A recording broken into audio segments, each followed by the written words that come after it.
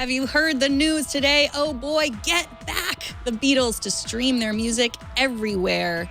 Google has a secret chatbot that's poised to take on Facebook Messenger, and how a coding error set thousands of prisoners free for fake good behavior. This is Twit. Bandwidth for Tech News Today is provided by CacheFly at CACHEFLY.com.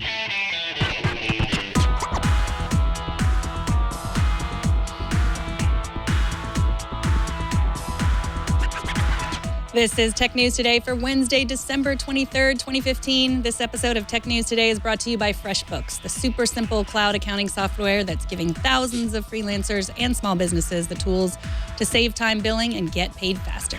Try it free at freshbooks.com/TNT. Tech News Today is the show where we talk about the tech news with the journalists who report it. I am Megan Morrone, and our co-anchor today is ZDNet contributing writer Kevin Tofel. Welcome, Kevin. Hey, it's good to be here, and it's a celebratory day for us Beatles fans. Yes, you are a huge Beatles fan, maybe one of the biggest I know. You've got your Beatles gear. I know that you have a Beatles tattoo. I think we have a picture of it that we might be able to show. If not, yep, there it is. There you go. So you didn't have to. I've been branded. You have, yeah. Yeah, you got that in Las Vegas, you tell us, and that is an amazing tattoo. And of course, we're talking about the Beatles because tomorrow, December 24th, Christmas Eve, you can finally stream Beatles music on all your devices on nearly all music streaming services. I realize that for some of you, tomorrow is today, right now. How is it out there? Has it changed your life forever? Peter Kafka over at Recode points out it's probably easier to tell you where you can't stream the Beatles. That's Pandora and Rdio and any other streaming service that doesn't make deals with labels. What do you think about this, Kevin? Well, I think it's a big deal because it's going to introduce a totally different generation to the Beatles that may not have heard it in the past, because a lot of the younger crowd is using, Spotify, Apple Music, Google Play Music, and so on. So it is a big deal for those folks. For me personally, I mean, while I'm happy to see it, I've bought the entire Beatles catalog several times over. I have the CD collection. I have the vinyl collection on mono. I've got just last month they came out with a Blu-ray Beatles 1 pack. So I've seen a lot of different concerts and such in high def restored and so on. And to be honest, having already owned the Beatles catalog, I've already uploaded the entire catalog digitally to Google Play Music, Apple Music, and Amazon. So I've kind of been streaming them for a while now, but that's because I also bought the catalog. People won't have to buy the actual catalog here. This is a big deal and a big money saver for folks. So it's Beatles for cheapskates, essentially. Yeah, exactly. Yes, well, it's totally true what you're saying about the generation. When I was younger, much younger than I am today, that's my first Beatles pun. I've got more where there's a lot more where that is coming from. I used to listen to a lot of Beatles, but my children, who are mostly just listening to what they can stream on Apple Music or Pandora or Spotify, they haven't been listening to it. So this is interesting because I think for all of us that weren't adults in the Beatles' heyday, we still listen to it a lot as children, and they maybe didn't unless they had parents like yourself who bought it all. So yeah, this will be interesting. You can listen to it on Apple Music now, Spotify, Tidal, Amazon, and it's also an interesting commentary on the fact that Pandora and Rdio, they don't get it. They got Adele because they didn't make deals, but now they don't get Beatles because they do make deals with them, because the other people are making the deals, the Apple Music and the Google Play Music. They're the ones making the deals. Pandora is just sort of getting stuff, but not the Beatles. Yeah, and I wondered how much of this has to do with licensing and what the folks behind the Beatles are actually earning from all this. Because let's face it, I mean, I know from having spent lots of money on Beatles stuff, they don't give it away for free. They never have. They probably never will. And every couple of years, they come out with some new version of something. I would imagine a high-resolution audio version in a year or two of the entire catalog. But so I don't know if it was a money thing or just a legal thing or what, but it's kind of a shame that they're not on Rdio and Pandora. So do you know why now? Why they made these deals now? I can't say for sure. If I had to guess, though, I'd say, the time is now for something new Beatles. I mean, it was 2010 when they came out on iTunes, and then we had the mono and vinyl set come out last year. There's really nothing new this year other than the Beatles One Blu-ray and CD, which is just a rehash of the old Beatles One album from the year 2000. So maybe it's just time to earn a little more money from that back catalog, and this was just the thing they could do right now. So you have a good Beatles social media story. Tell us that story. Well, yeah, it illustrates the power of social media because back in, I guess it was 2010, I started playing Beatles Rock Band on the Xbox. I think that's when it came out. Might have been 2009. And I tweeted one time that I finally nailed the bass portion of Get Back with a 100% score at the hardest level. And that generated some tweets back and forth with this guy who's like, yeah, it's really hard, so on and so forth. We went back and forth, and he said he travels a lot, and he's like, I might be in your area, in the Philadelphia area sometime, I'll have to challenge you. I said, yeah, let's go for it. I have no idea who this guy is. I said, I wish you good luck. He goes, well, I won't need luck. And I'm like, what are you talking about? He goes, I'm Paul's bassist. So it turns out it's Brian Ray, who is Paul's bassist on the tour. And sure enough, about 6 months later, when Paul came to Philadelphia, I had put on Facebook that my son and I were going to go to the concert. And I got a private message from Brian, which was unexpected. And he just said, hey, go to the will call. There's 2 VIP backstage passes for you. And sure enough, I hung out with the entire band, met with Brian, get the free food, the whole shebang, everything before the show. Paul was in the next room, and there were people that were going to get to see him, but we couldn't get in. I mean, we were like within inches of that door, and I really thought for a second Brian was going to get us in. The closest I ever came to meeting Sir Paul, but it is amazing to me how social media just inadvertently made that work out. So was that before or after the tattoo? That was before the tattoo. That was 2010. The tattoo was 2013. Okay, so before we move on, your favorite Beatles album? Favorite Beatles album? Got it right here. I knew you were going to ask me. It's Let It Be Naked album. And I don't know if people are familiar with that, but that is the Let It Be album that was recorded basically as the Beatles did it. It doesn't have all of the Phil Spector wall of sound stuff. It's just the original recordings. And if you want a pure Let It Be album, Let It Be Naked is the one to get. Awesome. Well, let's move on. This morning, Apple, a judge dismissed a class action lawsuit against Apple, claiming that iMessage stole users' messages after they switched to Android.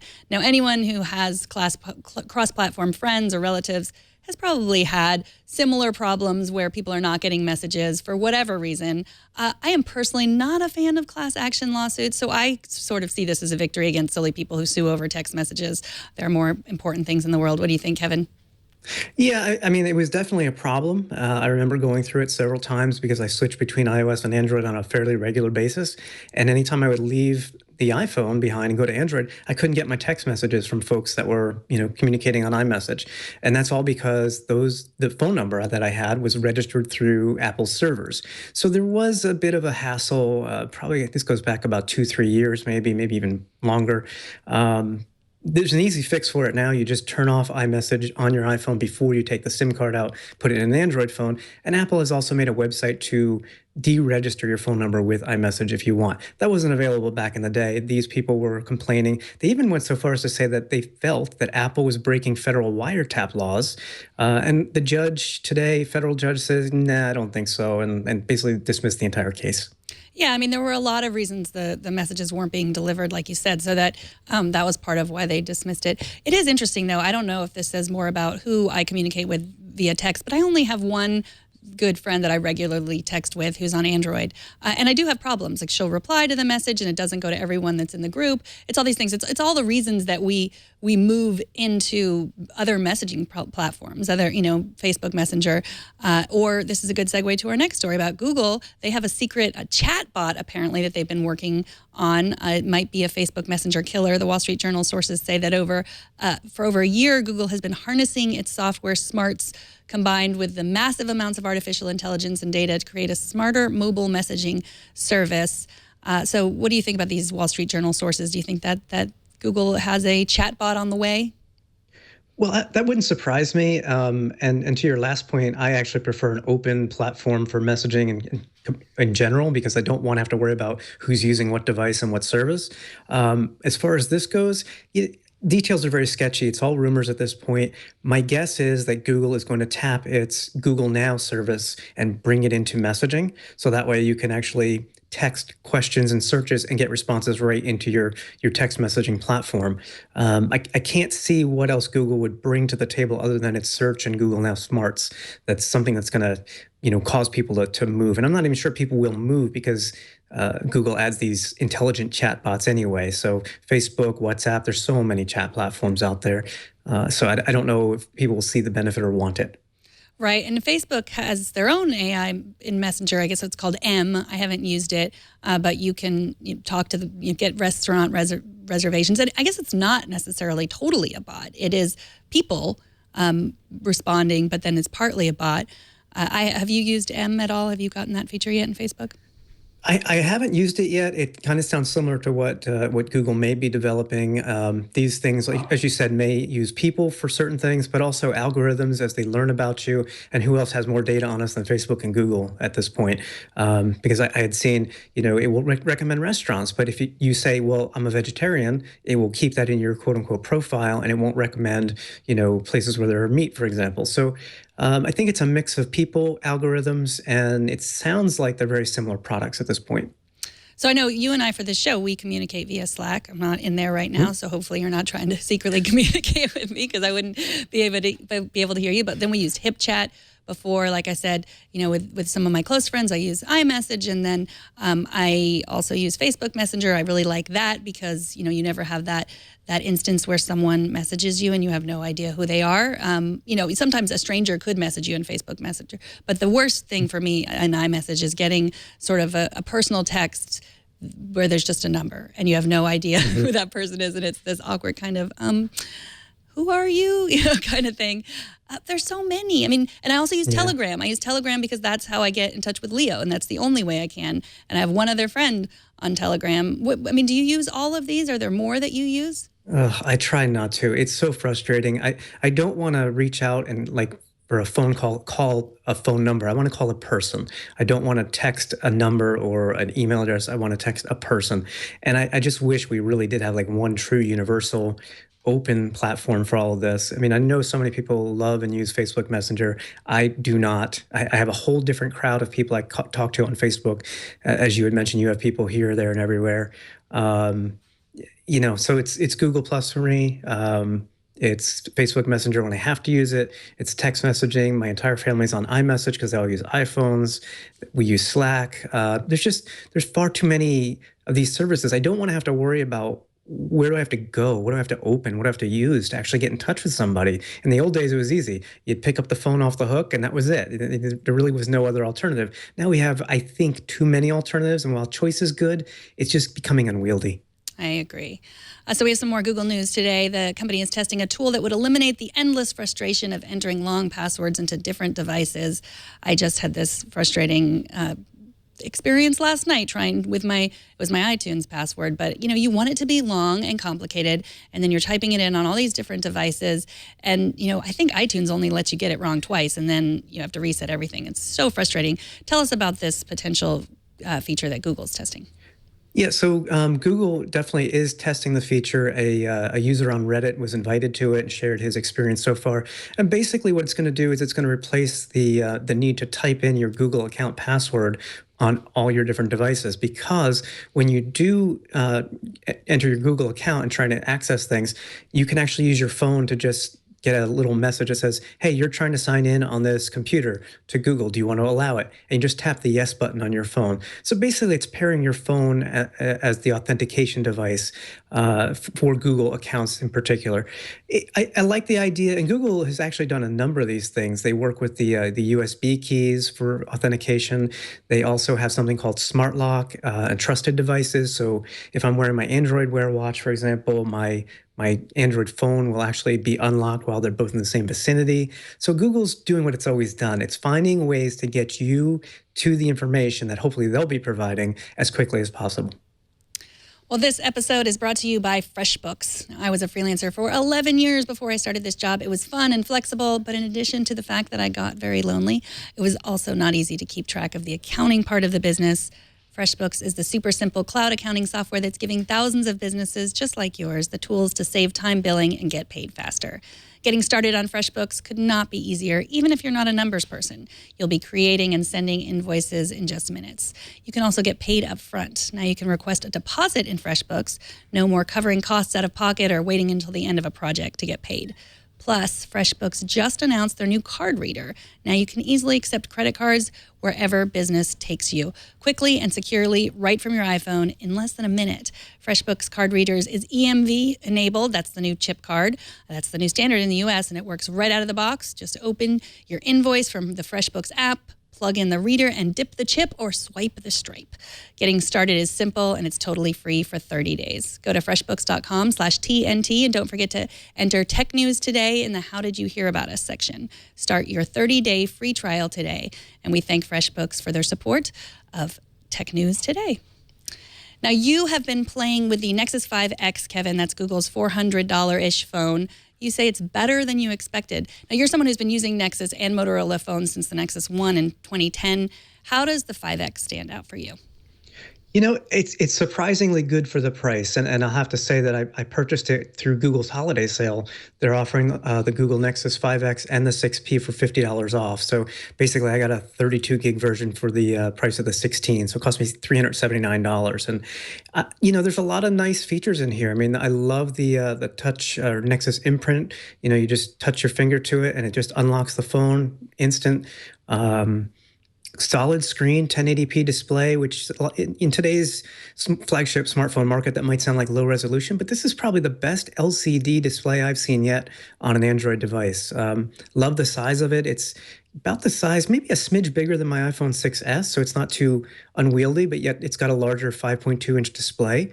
And everything I've thrown at it, it's actually handled really, really well, especially, and this has always been a letdown for the Nexus phones, the camera is fantastic for this device. It's a 12.3 megapixel sensor, but large pixels, and it does really, really well in low light. So it only has 2 gigs of memory. Is that enough? Is there anything you can't do with it? No, I mean, I honestly wish it did have 3. I think Google kind of cheaped out on the RAM for both of its new Nexus phones. This, as you said, has 2 gig of RAM. The new 6P has 3 gig of RAM. It's hasn't really stumbled across anything yet. Occasionally I'll go through and close out a bunch of applications, but I don't know if it's the memory management in Marshmallow, because that's what this is running, or 2 gig is just enough. It's churning along just fine. Hasn't had any problems doing anything I've needed it to do in the past week. And you're a Project Fi user. How has it worked with that? Well, that's an interesting question, because I was a Project Fi user from day one, and I had my SIM card deactivated so I didn't have to pay. And I popped it in here once the Nexus 5X arrived, and it wouldn't activate for some reason. And I ended up doing some research on the web. Turns out the original Project Fi SIM cards don't work with the new Nexus phones. So there's been some kind of upgrade to the SIM card. So I had to order a new one from Google at no charge. It was here 3 days later, got it activated. Oddly, it was always working fine. It just said you need to activate it and you can't without a new SIM card. So it's very strange, but it's been working great. It's you know, on T-Mobile service when it needs to be. It'll hand off to Sprint, and then of course you've got data as well. And it's all a pay for what you use plan, which is a beautiful thing, even though it is $1 a gig, which I think is kind of expensive. But again, if you only use half a gig, you're only paying $5 that month. Right. So you had it, and then you didn't have to pay anything until you activated it. So it was just sitting around not being used, and then you didn't have to pay anything. Correct. Very few people realize this, but if you want to pause your service and not pay anything for it, you can actually do that. Go to your Project Fi account online, pause the service for up to 3 months, no charge. Google won't charge you anything for those 3 months, and then it will automatically be activated again, in which case I'm sure you could deactivate it for another 3 months. And it's a nice way to have Project Fi not have to pay for it every month if you're not using it. And so you say that Google sent you a new card for free. Now, is that because you're a tech reporter, or would they do that for the average person also? Oh, no. I don't know if they know who I am. It doesn't matter. It's just you just go right onto the Fi account page online and order a new SIM card. In fact, I even got an email request right before the show from the person who shipped it out, making sure I got it, everything was okay. I think that's standard service. I mean, I didn't specify who I was or anything. I'm just a Fi customer that needed a new SIM card. Great. Well, moving on, the Seattle Times reports that a software glitch has caused over 3,000 inmates to be released early from prisons in Washington state. The problem stems from good behavior credits mistakenly added, and it's due to a software coding error. And the worst part kind of is that they didn't notice until a family of the victim, one of the victims raised the issue. Now, no one too dangerous was released, and they only knocked about 100 days off sentences. It's not like they, unlocked the door and set everyone free. But, it is a good reminder to be careful with our code. I wonder if any of those inmates are application programmers. Yeah, That's all I'm going to say. It's a good lesson, too. Yeah. Yep. So let's talk about another product review you have up at ZDNet for AstroPad, and that's an app that turns your iPad into a drawing tablet for your Mac. Yeah, so AstroPad's been out for a while. It's a $20 application that basically it takes an iPad and mirrors or connects it to a Mac OS X computer, where on that computer you can be running full desktop apps such as Photoshop, for example, and they're shown on your iPad in near real time. It's extremely low latency, so as you're drawing on your iPad screen, you're actually drawing on your Mac at the same time. So it's a really interesting concept for graphic designers and artists and so on. It actually was formed by two former Apple employees, and they figured out a way to actually do this wirelessly or through USB in a way that's faster than AirPlay. They say it's like a 12 millisecond lag versus 32 milliseconds for if you were AirPlaying video from an iPad to a Mac. Now, is this similar in the way it connects to Duet Display? I tried that. It was, the way you could use your iPad Pro, mirror it to your Mac, and it was a little bit glitchy. I don't know if it was my problem or have you used Duet Display? I have used Duet Display. Basically, like you said, it takes an iPad and makes it an external monitor for a Mac or a PC. So it gives you more real estate if you want to use Windows programs or Mac programs. It's a very similar product, but I would agree with you. I had some glitches in the past. I mean, there's a server piece that runs on your computer, and sometimes I had issues with that. It would just stop, and then I'd lose the external monitor. This is, for AstroPad, it's a very specific application of that because it's really meant for drawing, such as with the Apple Pencil or some other stylus on the iPad. And I haven't seen any glitches with it, although I haven't used it extensively just because I'm not a graphic designer or anybody like that. And what kind of graphic design, what kind of drawing programs have you used on the iPad Pro? You have the Apple Pencil, right? I actually don't. I have a Pencil by 53 that's been out for a little bit longer. It's far cheaper as well, about $50 instead of $100. Pretty much Photoshop is it for me. But the beauty of AstroPad is it can work with any drawing app that runs on your Mac. So there's no drivers to install or anything like that. So if Photoshop isn't your thing and you still want to use your iPad as a drawing tablet, it pretty much just works. It's actually a very impressive product. And it's $19.95 in the iTunes App Store. You need to have a Mac to use it. Correct. Is there a Mac app that you also have to pay for? You don't have to pay anything extra for that, no. And finally, tonight, if you didn't already know the story of Rudolph and why it's not a good idea to make fun of reindeer, you will take one look at this holiday video from Boston Dynamics, and you will definitely know why you should not mock reindeer, no matter what they look like, because they could kill you, especially if they are robot reindeer, like these from Boston Dynamics. Oh, boy. Now, what is it? It's going to take Santa a long time to get around the world with this.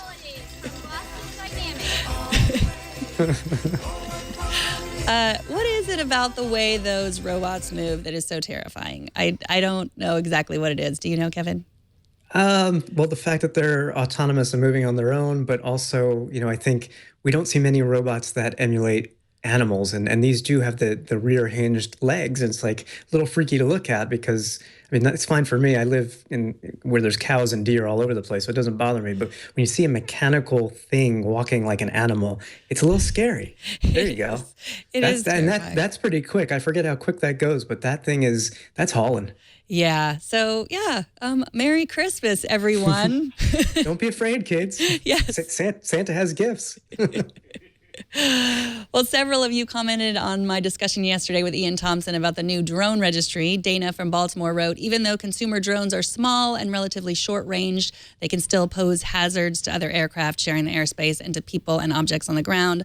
Thus, I see the value in ensuring their operators adhere to a set of regulations and are aware that there are a multitude of other rules with which they may not yet be required to be as familiar as licensed pilots that keep everyone safe. So my important point, providing this regulatory awareness is where I see the biggest value of the new registration program. You can't just throw these new elements into a highly controlled environment without knowing how or why it was controlled. And we got another comment regarding those that I was suggesting that some people might be following the path of civil disobedience and refusing to register their drone. Gardner Von Holt writes, the thing about civil disobedience is that you are accepting that you will pay the fines to make the point. Failing to register your drone could cost you up to $27,500 in civil penalties from the FAA. There's also the specter of criminal penalties, which could add up to $250,000 in fines and up to 3 years in prison. So yeah, on this show, we often talk about like, oh well, why are they trying to register my drone? Drone free or die. But it's true that you need to be safe, and and those are steep penalties. What are your thoughts on the new drone registry, Kevin? Yeah, at first I wasn't too keen on it, but I totally understand what the first commenter is saying. We've got to have some level of safety and understanding of how this is all going to work. I did my civic duty. I registered myself in the drone registry yesterday. For people who are going to do that, if you do so before, I think, January 21st, you don't have to pay the $5 registration fee. So I would recommend doing so sooner rather than later. And now I just need to go make a little label, I guess, for my drone, because they assign you an ID so that they can track you if the drone does anything it shouldn't be doing. So that's next on my list of things to do. So you have to make the label yourself. They don't send you something. That's correct. That's correct. The label you have to make yourself. They send you a certificate via email, which is just the number and some other things. It also has an expiration date. These are only good for 3 years. So we'll all be re-registering our drones in 3 years. Don't know if there'll be a cost at that point or what the deal will be. But yeah, you have to make you can either etch it on your drone or put it in the battery compartment if that's easily accessible. It's easy to do, but yes, it's something you have to do yourself. And the registry is per drone, not per pilot, right? So if you had a dozen drones, you'd have to register each one? No, I believe it is per person. They didn't ask anything about my drone or how many I had or anything like that. You get one registration number, as far as I know. So no, it should be per person. And you're not letting anyone under 13 in your house fly that drone, right, Kevin? I only have a dog and 2 cats that are under 13, okay. So I'm covered. Good. Yeah, I mean, it's interesting. And $5 isn't that much, especially if you consider the costs of drones, which are crazy. And the 3 year is funny, too, to me, because, I mean, how long do these, with people that buy this technology, it's often that we're going to upgrade to a different, better drone within 3 years anyway, right? Yeah, and that's another reason it makes sense to do it by person. That way you still have the freedom to buy as many drones as you like and whichever ones you want. You don't have to worry about, re-registering because you have a new drone that's better and fancier than the last one. Well, okay, that makes sense. So speaking of drone safety, there was a video that I saw on Twitter this morning of a flying drone that narrowly missed a skier. I think we have it right here. It's really scary. I think we need to watch that again because it's so fast. Can we watch it again? It's huge. Yeah. And you see it. Go ahead. I was going to say, it's amazing how we're starting to use the drones for video coverage of actual sporting events and such. They have the spider cams in practically every NFL stadium now. And I keep wondering, I know they can remotely move them. They're on strings and whatnot, but I keep waiting for somebody to punt the football and hit one of these little sky cams or something, spider cams.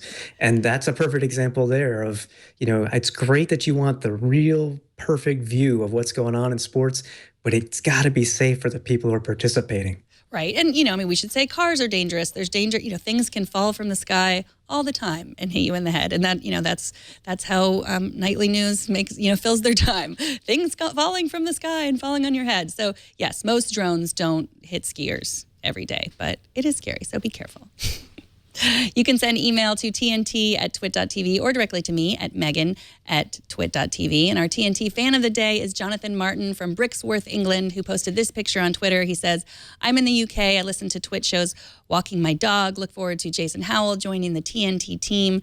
Thank you for sharing this photo, Jonathan. We are all looking forward to the new show, and we hope everyone is going to enjoy it as much as we enjoy making it. Show us how you watch or listen to TNT. Just record a video or take a picture of yourself or your setup and post it on Instagram, Google+, Twitter, or Facebook, and use the hashtag HowIWatchTNT, and we will find it.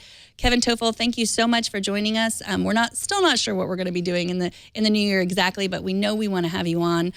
So we look forward to you. Until then, we can read your articles on ZDNet. Is there anything else that we haven't covered that you posted this week or that you're working on? No, the only thing I'm working on now is getting ready to take some time off and enjoy the holidays, and I hope everybody else does the same. You deserve it for sure. Kevin is at Kevin C. Tofel on Twitter. Thanks so much for coming on. Great. Thanks, Megan. So you can subscribe to Tech News Today on Spotify, Deezer, Stitcher, iTunes, YouTube, Feedly, Yahoo, TuneIn, RSS. You have so many options. Choose your favorite way at twit.tv/TNT. And starting tomorrow, you'll get to see Mike Elgin again. We recorded a week's worth of holiday shows with interviews and discussions covering some of the most talked about tech topics of the year. Robots, diversity, AI, VR, IoT. It's an alphabet soup of acronyms and interviews that Mike and I are happy to finally share with you. So subscribe to Tech News Today and you will not miss any of them. And if you're ever in the San Francisco Bay Area, come on in and watch us as part of our studio audience. We'll be back January 4th, and we will give you a very soft chair to sit in, I promise. Send email to tickets@twit.tv to get a ticket to see the show. You can follow us on Twitter at Tech News Today TV. You can follow me on Twitter. I am at Megan Morrone, and that is the Tech News Today. This show is produced by Jason Cleanthes and edited by Anthony Nielsen. Thank you to Jason C. for his amazing technical direction on this show. Jason will be taking Jason Howell's spot as the producer of Leo's shows, so you'll get to see him manning the desk at Twit and Twig and MacBreak Weekly and Triangulation. Did I forget anything, Jason? Nope, that's pretty much it. all the marquee shows. Well, thank you so much for your amazing technical direction on this show and, of course, on Tech News tonight, too. My name is Megan Morrone. Thanks for tuning in. We'll see you tomorrow.